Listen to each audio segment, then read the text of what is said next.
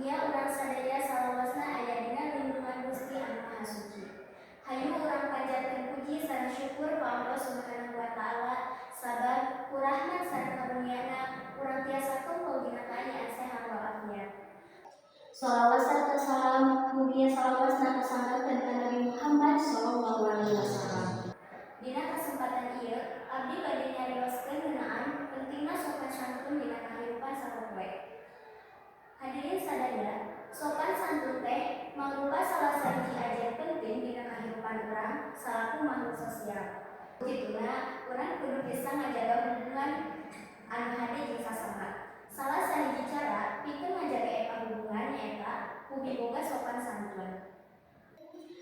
Hadirin sadaya, sopan santun teh tiasa katingali dina ucapan, kalakuan, jeung paripurna urang sapopoe. Contohna, urang kudu nyarita kalayan basa anu leuleus jeung santun, henteu kasar, henteu ngahina batur, sarta ngajaga tata krama.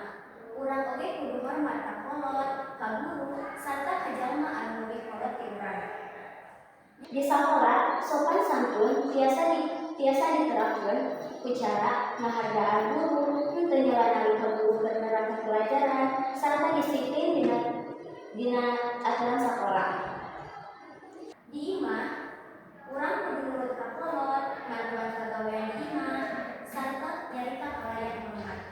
Di zaman ayeuna, loba pisan pangaruh ti luar anu kadang ngajadikeun urang popo kana sopan santun.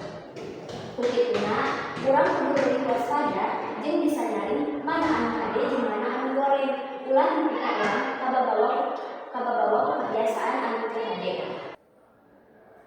Lamun urang miboga sopan santun anu hade, urang bakal leuwih dipikaresep ku batur, dipercaya, sarta kahirupan urang bakal leuwih rukun, tentrem, jeung bagja.